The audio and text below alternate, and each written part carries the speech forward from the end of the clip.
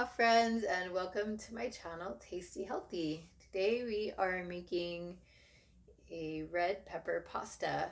We're going to go ahead by filling the steam basket with cauliflower, about a head of cauliflower or as much as you can fit in the steam basket. And we're going to use about a cup of steamed cauliflower today in our red pepper pasta. And then we're going to pull out a baking sheet, and on that baking sheet we're going to place a sheet of parchment paper, and then on top of our parchment paper we're going to add 2 red bell peppers. Now if you have any allergy or irritation to red bell peppers, you could use yellow or you can use orange. And if not, then maybe this is not the recipe for you yet. It might come later. This might come later in your health progress. But yeah, 2 red bell peppers, whole stems and all. Go ahead and put that in the oven at 350 degrees for 20 to 30 minutes. And then we're going to also steam some spaghetti squash. You just put in the steamer here. And about a 1/4 to a 1/2 of a spaghetti squash. Okay, so now we're taking out our red bell peppers. They've been roasting in the oven for about 20 minutes. And make sure that if they overcooked, you take off all the black spots off of them, which can be carcinogenic. So you're gonna make sure if it blackens a little, just take that right off. So here we're just taking off the skins, and then we'll take out the stem and all the seeds. We want to use the water from the bell peppers in the red pepper pasta. So as soon as we clean up these peppers, we're gonna pour the water in as well. The roasting just gives it such a nice flavor, and the skin comes off rather easily. If you leave it in the fridge too long afterwards, you're going to want to cool it. I should mention that. You're going to want to cool it after you bring it out of the oven for a little bit. I usually put it in the fridge for about 5 minutes. This time I put it in a little bit longer to the fridge, but which makes the peels the peels don't come off so easily when you put it in the fridge for too long. So just 5 or so minutes should do it, enough so that you can take off the peels without burning your fingers. And then you can go ahead and take out the seeds and the stem. And there's a little black piece on the very bottom. Take that off. Go ahead and take out all these seeds.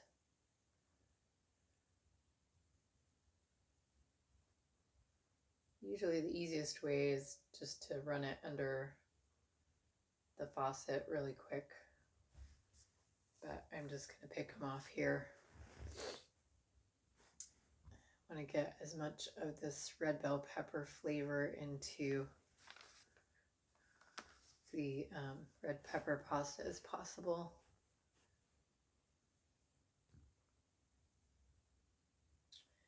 Okay, go ahead and put that in the blender. Make sure you get all the seeds off, because the seeds can definitely cause irritation to the digestive tract if you have any allergic reactions, inflammation, anything like that.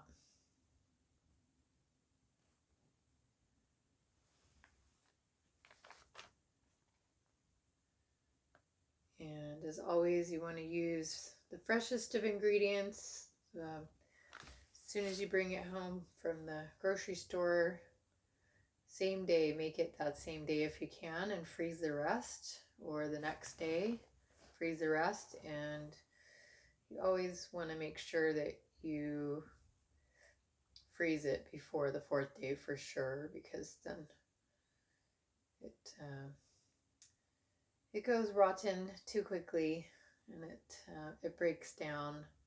Anything past 4 days is definitely going to cause inflammation and allergic reactions, inflammatory responses. So yeah, always try to use the freshest of ingredients. If you can't use it right away, it's still better to freeze it. Even if you can't make it, it's still better to freeze it usually than to just leave it in the fridge. Get the last of these seeds off.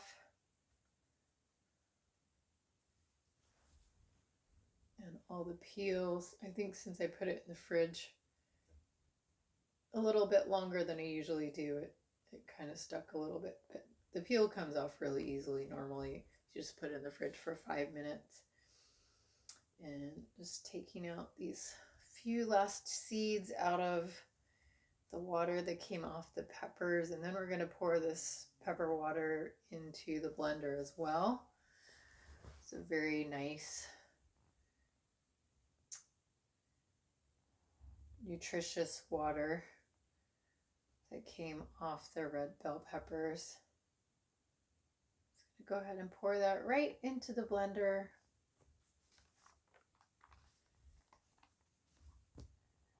And then we're going to add a 1/2 cup of boiling water. And we're going to add our cup of cauliflower, steamed cauliflower. And then we're going to add 1/4 cup of pine nuts, which gives it a nice nutty flavor. Gonna go ahead and blend. You can always wait till you have everything in the blender to blend, but I kind of like to blend in between. And then we're going to cut 1 red onion, and it's about 1 cup of onion. Oh, it's about 1 cup of red onion. Today I am wearing Color Street Color No Way San Jose. I'll go ahead and put that in the notes for those of you ladies that would like to order that color. It's a beautiful color. It's nice dusty pink. Very feminine, but not bright. Very pretty color. So go ahead and put that red onion in and blend.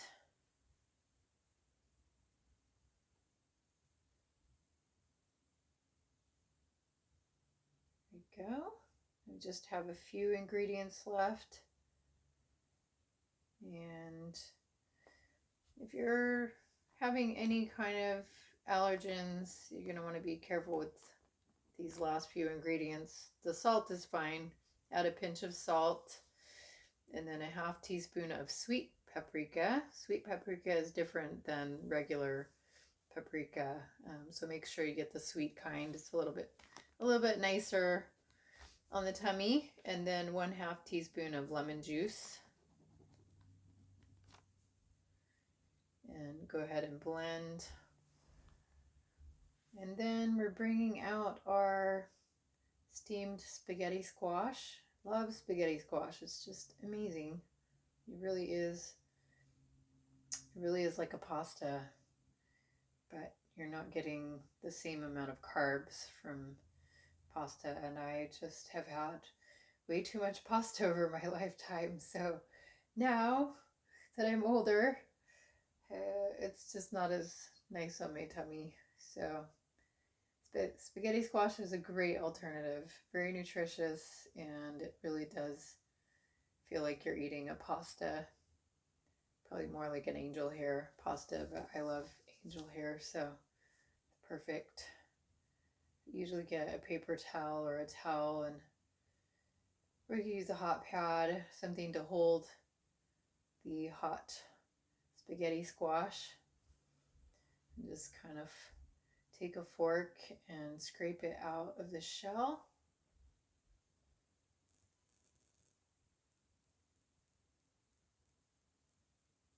I think here I used a fourth of a spaghetti squash.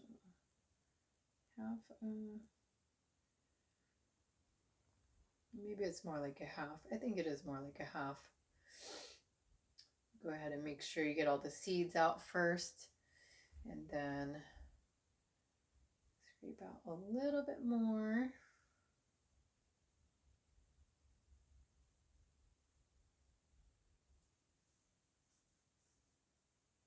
I think we'll have a little bit more than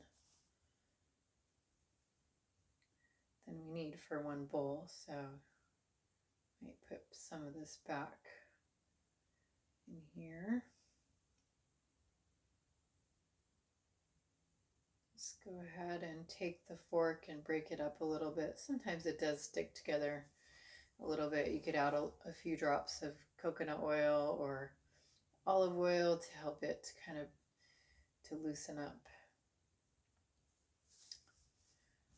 And then we're just going to get a spoon or a ladle and take some of our sauce, pour it on top.